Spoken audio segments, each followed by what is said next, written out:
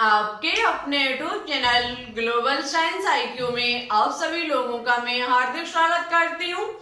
जैसा कि आप सभी लोगों को पता है, आज हम आपके लिए पृष्ठ रसायन का पार्ट नंबर 2 लेकर के आई हूँ, जिसमें आज हम आपको ऊष्मागतिकी सिद्धांत के आधार पर अधिशोषण की क्रिया विधि के बारे में जानकारी देने वाले हैं।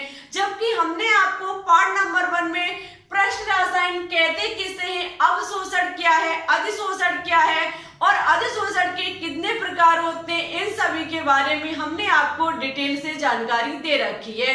यदि अभी तक आपने पार्ट नंबर 1 को नहीं देखा है तो एक बार जरूर देख लें। जब तक आप पार्ट नंबर 1 को नहीं देखोगे, पार्ट नंबर 2 आपको बिल्कुल भी समझ में नहीं आएगा। और आज के पार्ट नंबर 2 को देखने से पहले आप सभी लोग कॉपी पेन साथ लेकर के बैठना, क्योंकि हम यहाँ पर कुछ फॉर्मूले लगाएंगे, उसके आधार पर हम अधिशोषण की क्रिया विधि को ज्ञात करेंगे। ठीक है, तो आप सभी लोग मेरे साथ कॉपी में सभी चीजों को नोट डाउन करते हुए चलना, जिससे कि आपके लिए और भी आसान हो जाए। तो फिर चलिए टाइम ना वेस्ट करते हुए बात करते हैं आज के टॉपिक पर। नजर डालते हैं बोर्ड की तरफ। उससे पहले यदि अभी तक आपने हमारे चैनल को सब्सक्राइब करके बेल आइकन को प्रेस ऑल पर क्लिक न किया हो तो एक बार जरूर कर लें। इससे होगा क्या, मेरी आने वाली वीडियो के नोटिफिकेशन आप तक सबसे पहले पहुंच सकेंगे। ठीक है, तो देखो बात करेंगे टॉपिक पर। टॉपिक है आज का ऊष्मागतिकी सिद्धांत के आधार पर अधिशोषण की क्रिया विधि। आपको सबसे पहले अधिशोषण पता होना चाहिए। देखो ऊष्मागतिकी क्या आता है, ऊष्मागतिकी सिद्धांत आपने क्लास 11th में पढ़ा होगा और ऊष्मागतिकी का एक बहुत ही इंपॉर्टेंट फॉर्मूला है, जो कि होता है डेल्टा जी बराबर डेल्टा एच माइनस की टी डेल्टा एस। ये होता है हमारा ऊष्मागतिकी सिद्धांत का एक बहुत ही इंपॉर्टेंट फॉर्मूला। डेल्टा जी बराबर डेल्टा एच माइनस की टी डेल्टा एस। जो यहाँ पर डेल्टा जी है, ये हमारी है गिब्स ऊष्मा। क्या है? गिब्स ऊर्जा। ये जो डेल्टा जी है वो हमारी है गिब्स ऊर्जा। अब आपको ये पता होना चाहिए कि गिब्स ऊर्जा होती क्या है, तो सबसे पहले हम आपको गिब्स ऊर्जा के बारे में बताते हैं। देखो गिब्स ऊर्जा डेल्टा जी बराबर 0 भी हो सकता है और डेल्टा जी बराबर ऋणात्मक भी हो सकता है। डेल्टा जी बराबर ऋणात्मक भी हो सकता है और डेल्टा जी बराबर धनात्मक भी हो सकता है। याद रखना, जो आपकी गिब्स ऊर्जा है उसका मान 0 भी हो सकता है, वह ऋणात्मक भी हो सकती है और धनात्मक भी हो सकती है। ये किसके आधार पर होगा, अभी हम आपको प्रैक्टिकल करके दिखाएंगे। देखो यदि डेल्टा जी बराबर 0 होगा तो हमारी साम्यावस्था होगी। क्या होगी? साम्यावस्था। यदि डेल्टा जी बराबर 0 होगा तो हमारी साम्यावस्था होगी और यदि डेल्टा जी बराबर निगेटिव होगा तो हमारा क्या होगा? अस्वतः प्रक्रम। क्या होगा? अस्वतः प्रक्रम। ठीक है, अस्वतः प्रक्रम। यदि डेल्टा जी बराबर ऋणात्मक मान निकल के आया तो हमारा अस्वतः प्रक्रम होगा और यदि डेल्टा जी बराबर धनात्मक मान निकल के आया तो हमारा स्वतः प्रक्रम होगा। क्या होगा? स्वतः प्रक्रम। अब ये कैसे हमें पता चलेगा, तो हम आपको एक थोड़ा सा प्रैक्टिकल करके दिखाते हैं। जैसे कि हमारे पास कोई दो क्या है, पात्र हैं। जैसे कि एक हमारा पात्र ये है और सेकंड पात्र हमारा ये है। ठीक है, इनके बीच में कुछ ऐसी चीज लगी हुई है, जैसे कि खिड़की मान लीजिए या फिर कोई पाइपलाइन मान लीजिए, जिसे हम खोल सकते हैं और बंद भी कर सकते हैं। ठीक है, जिसे हम खोल सकते हैं और बंद भी कर सकते हैं। इस फर्स्ट वाले पात्र में भरी हुई है ऑक्सीजन गैस। बहुत ही डिटेल से समझना, सभी कॉन्सेप्ट को हम बहुत ही बारीकी से समझाएंगे और किसी भी कॉन्सेप्ट में कहीं भी प्रॉब्लम हो आप कमेंट बॉक्स में लिख देना, हम आपको नेक्स्ट क्लास में समझाने की पूरी कोशिश करेंगे। देखो यहाँ पर जैसे कि फर्स्ट पात्र में भरी हुई है हमारी ऑक्सीजन गैस और ये हमारा जो सेकंड पात्र है वो है खाली। कैसा है? खाली। ठीक है, ये हमारा पात्र है खाली, इसमें भरी हुई है ऑक्सीजन गैस। अब हम क्या करेंगे, इस जो बीच में लगी हुई है ऐसी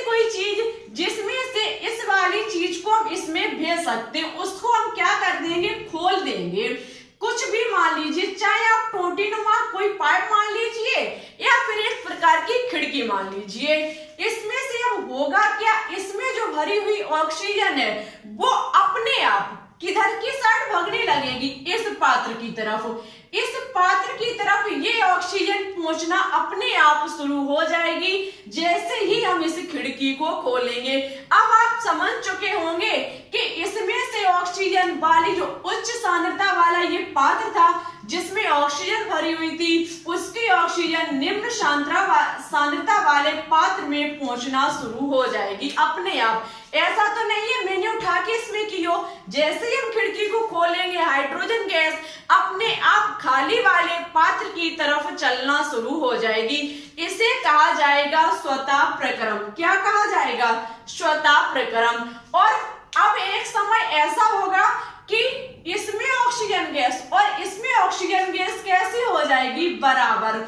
ऐसा नहीं होगा कि जैसे ही हमने खिड़की खोली तो इस वाले पात्र की सारी ऑक्सीजन इस वाले पात्र में आ गई हो, ऐसा नहीं होगा। कुछ समय बाद क्या होगा कि इसमें ऑक्सीजन और इस खाली वाले पात्र में दोनों की ऑक्सीजन जो होगी वो बराबर हो जाएगी। इसे कहा जाएगा साम्य अवस्था। क्या कहा जाएगा? साम्य अवस्था। ठीक है, अब हमारी इसमें भी बराबर होगी और हमारी इसमें भी बराबर होगी। अब हम क्या करें कि इस वाले जो खाली पात्र में हमने ऑक्सीजन को पहुंचाई उसमें से हम किसी एक कण को उठा के इस वाले में फेंक दें। इस कण को उठा करके इस वाले में फेंक दें तो ऐसा तो होगा नहीं कि हमने एक कण को उठा करके इस वाले पात्र में फेंका तो पीछे से जो और ऑक्सीजन के कण वो अपने आप इस वाले पात्र में आना शुरू हो जाए, ऐसा संभव नहीं होगा। हम जिसे फेंकेंगे ओनली वही कण उस पात्र में जाएगा, ना कि उसमें अनुपस्थित कण भी ऑक्सीजन के दूसरी पात्र की तरफ चलना शुरू हो जाएंगे। ऐसे प्रक्रम को कहा जाएगा अस्वतः प्रक्रम। जो स्वयं नहीं हो सकता उसे किसी दूसरे की सहायता लेनी पड़ेगी। ठीक है, इस प्रकार से हमारा क्या होता है, डेल्टा जी बराबर 0। यदि डेल्टा जी बराबर 0 होगा तो वो हमारी साम्य अवस्था होगी। डेल्टा जी बराबर निगेटिव होगा तो हमारा अस्वतः प्रक्रम होगा और डेल्टा जी बराबर यदि पॉजिटिव धनात्मक होगा तो ये हमारा स्वतः प्रक्रम होगा। आई होप आपको समझ में अब तो आ चुकी होगी। अब बात करेंगे डेल्टा एच पर। डेल्टा एच आपको पता है ये होती है एंथैल्पी। क्या होती है? एंथैल्पी। और एंथैल्पी एक प्रकार की क्या मानी जाती है? ऊर्जा। तो एनर्जी के बारे में आपको पहले से ही पता होगा। टी जो होता है वो हमारा होता है तापमान। क्या होता है? टी जो होता है वो हमारा होता है तापमान। Delta S very very important, delta S जो होता है वो हमारी एंट्रोपी होती है। क्या होती है? एंट्रोपी। अभी हम आपको समझाएंगे एंट्रोपी क्या होती है। जो आपकी डेल्टा एस होती है वो क्या होती है? एक प्रकार की एंट्रोपी। अब ये एंट्रोपी क्या होती है इसके बारे में जानकारी लेंगे, इस चीज को हम साफ करेंगे। ठीक है, साफ नहीं करेंगे, ओनली इतना ही साफ करेंगे। ठीक है, अब जो आपका डेल्टा एस होता है ये एक प्रकार का फैलाव का मात्रक होता है, मापक, सॉरी फैलाव का मापक। फैलाव का मापक किसी भी कण का जितना अधिक फैलाव होगा डेल्टा एस का मान उतना ही पॉजिटिव होगा, उतना ही अधिक होगा। जैसे कि मान लेते हैं कोई हमारा ये गैसीय पात्र है, कोई हमारा ये गैसीय पात्र है, दूसरा हमारा कोई द्रवीय पदार्थ, ये हमारा द्रव वाला क्या है, ये द्रव वाला पात्र है। ठीक है, इसमें लिक्विड चीज भरी हुई है। और एक मान लेते हैं हमारा सॉलिड पात्र है। सॉलिड का मतलब आप समझते ही होंगे, कोई हमारा ठोस पात्र। ठीक है, इसमें कोई ठोस चीज है। ठीक है, हम इसको पूरा बना लेंगे सबसे पहले, उसके बाद हम इस पर चर्चा करेंगे। देखो बहुत ही चीज को हम बारीकी से समझा रहे हैं। आई होप आपको सभी चीजें समझ में आ रही होंगी। किसी भी प्रकार का कहीं भी डाउट हो आप कमेंट सेक्शन में लिख देना, हम आपको नेक्स्ट क्लास में समझाने की पूरी कोशिश करेंगे। देखो ये है हमारा कोई गैसीय पात्र। ठीक है, इसमें भरी हुई है गैस और इसमें भरा हुआ है द्रव और इसमें भरा हुआ है कोई ठोस पदार्थ, ठोस चीज। ठीक है, अब समझना बहुत ही बारीकी से हमारी बात को। यहाँ पर हम डेल्टा एस चीज को देख रहे हैं। डेल्टा एस का मतलब होता है एंट्रोपी, और एंट्रोपी का मतलब होता है फैलाव का मात्रक। जैसे कि हम बात करें गैस से द्रव की तरफ, गैस से द्रव की तरफ बात करें तो आप समझ सकते हैं फैलाव गैस में अधिक होगा या फिर द्रव में अधिक होगा।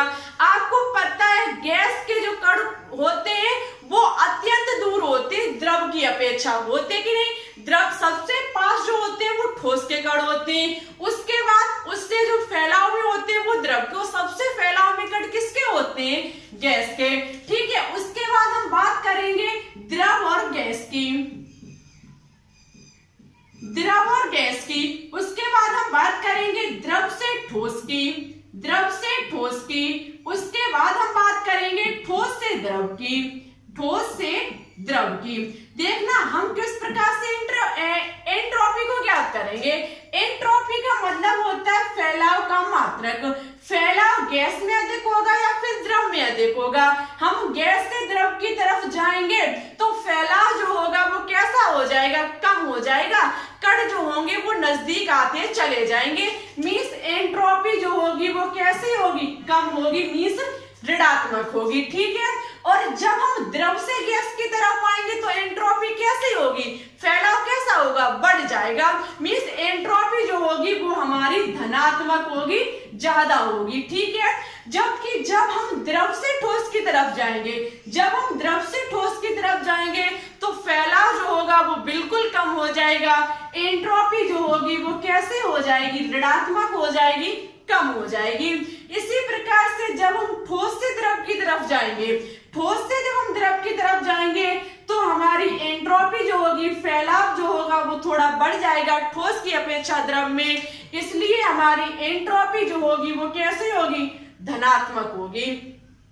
अब आप क्वेश्चन पूछ सकते हैं कि इसका क्या मतलब है। इसका मतलब अभी आपको आगे चल के समझ में आएगा। ये हमने ओनली अभी समझाया आपको। ऊष्मागतिकी का ये जो फॉर्मूला है, ऊष्मागतिकी का ये जो फॉर्मूला है, इसके ये जो चीजें लिखी हुई है delta G, delta H, T और डेल्टा एस, इसके बारे में अभी हमने आपको जानकारी दी। अब बात करेंगे इसका अधिशोषण के रूप में किस प्रकार से प्रयोग करेंगे। इस फॉर्मूले में उपस्थित प्रत्येक सदस्य के बारे में हमने आपको जानकारी दे दी। डेल्टा एच जी जो होता है वो हमारी गिब्स ऊर्जा होती है, और डेल्टा एच जो होती है वो हमारी एंथैल्पी होती है, ऊर्जा होती है। टी हमारा तापमान होता है और एस जो होता है वो एंट्रोपी होती है। ठीक है, हम किस प्रकार से ज्ञात करेंगे हमने आपको वो भी बता दिया। अब हम बात करेंगे किसके आधार पर, अधिशोषण के आधार पर। अधिशोषण के लिए, सॉरी, अधिशोषण के आधार पर नहीं, अधिशोषण के लिए, अधिशोषण के लिए इसका हम क्या करेंगे, प्रयोग करेंगे अधिशोषण के लिए। अधिशोषण के लिए हम सबसे पहले जैसे कि बात करें एंथैल्पी की, एंथैल्पी ऊर्जा की। आपको पता है ये हमारा कोई, आपको पता है ये अधिशोषण के लिए एक हमारा अवशोषक होता है और दूसरा हमारा अभिशोष होता है। एक हमारा अधिशोषक होता है और एक हमारा अधिशोष होता है। ठीक है, ये हमारा कोई भी पदार्थ जिस पर आकर के कोई कण चिपकेगा, जिस पर आकर के कोई कण चिपकेगा वो हमारा अधिशोषक होता है, और जो कण आकर के चिपकेगा वो हमारा अधिशोष होता है। ये हमारा हो जाएगा अधिशोषक। क्या हो जाएगा, अधिशोषक। इस पर कोई भी पदार्थ आकर के चिपकेगा, और आपको पता है जब कोई भी पदार्थ एक दूसरे के आकर्षित होते हैं, एक दूसरे को अपनी तरफ आकर्षित करते हैं, तो उनसे जो होती है वो ऊष्मा बाहर निकलती है, ऊर्जा जो होती है वो बाहर निकलती है। हमारे क्या है, अधिशोष। क्या है, अधिशोष। ये हमारा कोई अधिशोषक जिस पर आकर के चिपक गए, अधिशोष। ठीक है, उसकी सतह पर चिपके तो क्या होगा, अधिशोषण। क्या होगा, अधिशोषण। अधिशोषण पर जो पदार्थ, जिस पर कोई पदार्थ आकर के चिपकेगा वो अधिशोष कहलाएगा, और जिस पर चिपकेगा वो हमारा अधिशोषक कहलाएगा। और कल हमने आपको बताया था पार्ट नंबर 1 में कि जब कोई भी पदार्थ आपस में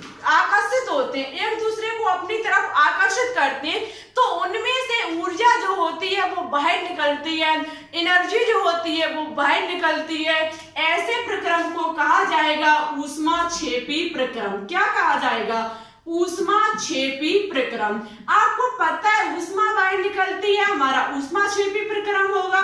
ठीक है, जब ऊर्जा बाहर निकलेगी तो डेल्टा एच का जो मान होगा वो कैसा आ जाएगा? ऋणात्मक। इसकी जो एनर्जी होगी वो अपने आप कैसी हो जाएगी? कम हो जाएगी। ठीक है, जब अधिशोषण होगा, अधिशोषक और अधिशोष के मध्य जब अधिशोषण होगा तो ऊष्माक्षेपी प्रक्रम होगा, ऊष्मा बाहर निकलेगी तो हमारे डेल्टा एच का जो मान होगा वो कैसा आ जाएगा? ऋणात्मक। अब हम बात करेंगे तापमान पर। तापमान तो हमारा कोई परिवर्तन नहीं होगा। बात करेंगे डेल्टा एस। अभी हमने ऊष्मागतिकी के आधार पर बात की थी, अब हम अधिशोषण के लिए बात करेंगे। अधिशोषण के लिए यदि हम डेल्टा एस मींस एंथैल्पी की बात करें, सॉरी एंट्रोपी की हम यदि बात करें, ये हमने एंथैल्पी के बारे में तो अभी बात कर ली, अब हम किस पर बात करेंगे? एंट्रोपी पर। एंट्रोपी पर यदि हम बात करेंगे तो बहुत ही ध्यान से समझना। जैसे कि ये है हमारा कोई अधिशोषक, क्या है हमारा? ये अधिशोषक। ठीक है, अधिशोषक। जैसे कि हम मान लेते हैं ये है हमारी कोई कार, ठीक है, ये है हमारी कोई कार और वायुमंडल में घूम रहे हैं ये कण, जो कि किसके? धूल के कण। हम अपनी गाड़ी को ले जा रहे हैं आसान से और ऊपर वायुमंडल में क्या घूम रहे हैं? धूल के कण। ये जो धूल के कण घूम रहे हैं वो अभी फ्री है। ठीक है, इनका जो फैलाव है वो बहुत अधिक है और जब ये कार से चिपक जाएंगे, जब ये कार से चिपक जाएंगे तो इनकी जो दूरी होगी, जो फैलाव होगा वो कम हो जाएगा। मींस हमारा जो डेल्टा टी एस होगा वो कैसा हो जाएगा? ऋणात्मक। इसका जो मान होगा वो कम हो जाएगा। जब ये धूल के कण वायुमंडल में घूम रहे थे तो इनका फैलाव बहुत अधिक था। जैसे ये हमारी कार से आकर के चिपक गए, या फिर हमने कल आपको उदाहरण दिया था किसी पड़े हुए शीशे में चिपक गए आकर के, तो इनका जो फैलाव होगा वो कम हो जाएगा, एक दूसरे से बिल्कुल चिपक जाएंगे। ठीक है, जब ये चिपक जाएंगे फैलाव हमारा कम हो जाएगा, डेल्टा एस का जो मान होगा वो कैसा हो जाएगा? ऋणात्मक हो जाएगा। अब हमारा डेल्टा एच का मान भी ऋणात्मक हो गया, डेल्टा एस का मान भी ऋणात्मक हो गया। इस चीज को हम इस फॉर्मूले में रखेंगे, तब देखते हैं क्या निकल के आता है। ठीक है, इस चीज को हम सॉल्व करेंगे और यहाँ पर इस चीज को लिख करके बताएंगे। अभी हम इन चीज को वन लाइनर के माध्यम से भी आपको समझाएंगे, लिखा देंगे किस प्रकार से क्या होता है। अब हमारा डेल्टा जी बराबर क्या है? डेल्टा जी बराबर डेल्टा एच माइनस की टी डेल्टा एस है। ठीक है, यही तो फॉर्मूला है।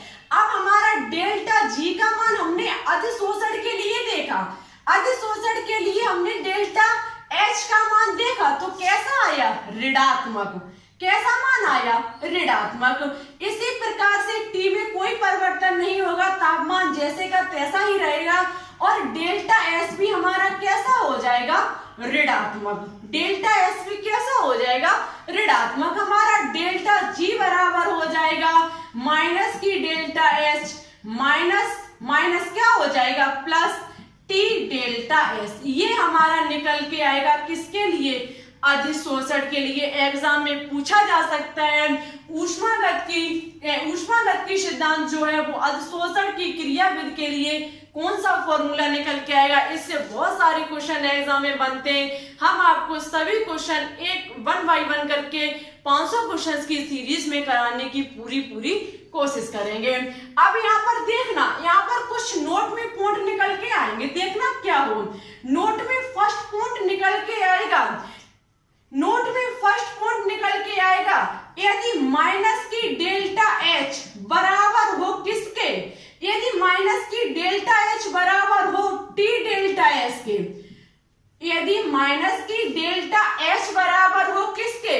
टी डेल्टा एस के, तो हमेशा याद रखना डेल्टा जी बराबर हमारा 0 होगा। एग्जाम में ये क्वेश्चन 100% पूछा जा चुका है और पूछा भी जा सकता है। जैसे कि आप देखना, यदि डेल्टा एच का मान 3 हो, डेल्टा एच का मान 3 हो, माइनस की 3 हो जाएगा, उसके बाद प्लस लगेगा हमारा, और डेल्टा एस का मान भी 3 हो तो माइनस की 3 प्लस की 3 कितना आ जाएगा 0। डेल्टा जी बराबर हमारा क्या आ जाएगा 0। मीन्स अवस्था कौन सी होगी साम्य अवस्था। कौन सी अवस्था होगी साम्य अवस्था। अब आपको पता चल गया होगा कि साम्य अवस्था कब होगी जब डेल्टा एच और टी डेल्टा एस का मान समान होगा। इसी प्रकार से यदि माइनस डेल्टा एच अधिक है किससे टी डेल्टा एस से, यदि माइनस डेल्टा एच अधिक है टी डेल्टा एस से, तो याद रखना डेल्टा जी बराबर होगा माइनस की मीन्स ऋणात्मक होगा। डेल्टा जी हमारा ऋणात्मक होगा। कैसे होगा यदि डेल्टा एच, ये हमारा जो डेल्टा एच है इसका मान हम मान लेते हैं 7 है, ठीक है, और इसका मान है 6, तो ये कितनी बचेगी माइनस की 1। किसका मान अधिक होगा माइनस का। मीन्स डेल्टा जी बराबर हमारा ऋणात्मक होगा और प्रक्रम होगा हमारा स्वतः प्रक्रम। क्या होगा स्वतः प्रक्रम, ठीक है। इसी प्रकार से यदि हमारी डेल्टा एच का मान ऋणात्मक डेल्टा एच का मान कम है किससे टी डेल्टा एस से, टी डेल्टा एस से, तो हमारा डेल्टा जी बराबर क्या आएगा धनात्मक। क्या आएगा धनात्मक। मीन्स प्रक्रम होगा अस्वतः प्रक्रम। अस्वतः प्रक्रम।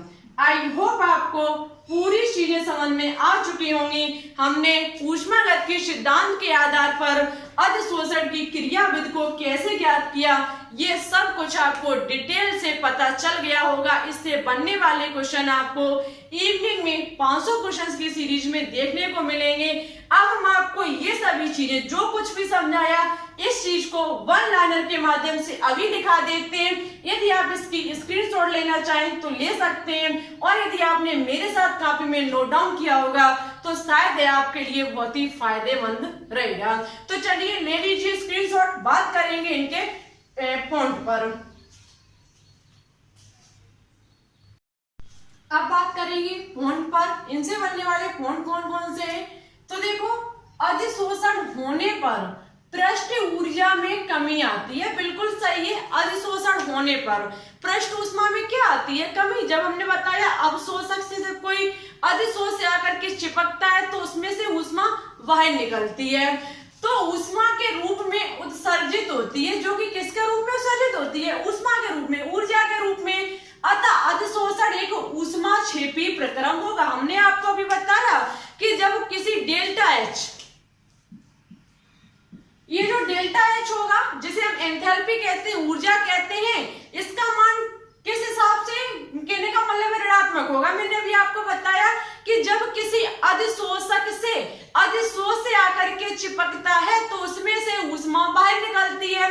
ऊष्मा बाहर निकलती है तो ऐसे प्रक्रम को ऊष्मा क्षेपी प्रक्रम कहा जाता है, और इसलिए डेल्टा एच का मान सदैव ऋणात्मक होता है, ठीक है। इसके लिए हमेशा ऋणात्मक कैसा होगा मान ऋणात्मक किसका डेल्टा एच का, ठीक है। नेक्स्ट पॉइंट कहता है कि जब किसी गैस का अधिशोषण होता है, जब किसी गैस का अधिशोषण होता है तो इसके अणुओं के संचलन में कमी आती है। जब किसी गैस का अधिशोषण होगा, जैसे चलती हुई कार में कोई भी धूल के कण आकर के उस पर चिपक जाते हैं तो उनके संचलन में, उसके फैलाव में कमी आएगी। इसलिए अधिशोषण के पश्चात एंट्रोपी जो होती है वो कम हो जाती है, एंट्रोपी जो होती है वो कम हो जाती है। इसलिए डेल्टा एस का मान हमेशा कैसा आता है ऋणात्मक। इसलिए डेल्टा जी का मान बदल जाता है, कभी 0 हो जाता है तो कभी अधिक हो जाता है तो कभी कम हो जाता है। ऐसा क्यों? इसलिए है ये ऋणात्मक और ये भी ऋणात्मक होने के कारण जब इन दोनों का मान समान हो जाएगा तो डेल्टा जी गिब्स ऊर्जा हमारी 0 हो जाएगी। जब डेल्टा एच का मान अधिक हो जाएगा टी डेल्टा एस की अपेक्षा तो हमारी जो होगी वो स्वतः प्रक्रम हो जाएगा, और यदि इसका मान कम और इसका अधिक हो जाएगा तो हमारा क्या हो जाएगा अस्वतः प्रक्रम हो जाएगा, ठीक है। आई होप आपको सभी चीजें जो भी हमने ऊष्मागतिकी सिद्धांत के आधार पर अधिशोषण मेथड की क्रिया विधि बताई आपको बिल्कुल समझ में आ चुकी होगी। मन में किसी भी प्रकार का डाउट हो, कोई भी शंका हो, आप कमेंट सेक्शन में लिख देना, कमेंट बॉक्स में लिख देना। हम आपको नेक्स्ट क्लास में समझाने की पूरी कोशिश करेंगे। सबसे पहले जो हमने आपको पिछली क्लास में एक क्वेश्चन होमवर्क में दिया था, उनका आंसर किसने दिया? तो आंसर दिया है हर्षित मिश्रा और अनुराधा मौर्य। 2 स्टूडेंट ने ओनली आंसर दिया है, कोई बात नहीं, जो भी आंसर देगा हम उनका नाम लेकर के आएंगे। और सबसे पहले आप दोनों स्टूडेंट को थैंक यू। आप लगातार ऐसे ही कोशिश करते रहना। देखो आज के लिए होमवर्क के तौर पर है कि रासायनिक सहयोग के नियम आपको बताने होंगे, कौन कौन से होते हैं तथा इनकी खोज किस वैज्ञानिक ने प्रस्ताव किया रासायनिक सहयोग के नियम का, ये आपको कमेंट बॉक्स में कमेंट करके बताना होगा। जो भी स्टूडेंट सही और अच्छे से आंसर देंगे नेक्स्ट क्लास में उनका नाम हम अवश्य लेकर के आएंगे।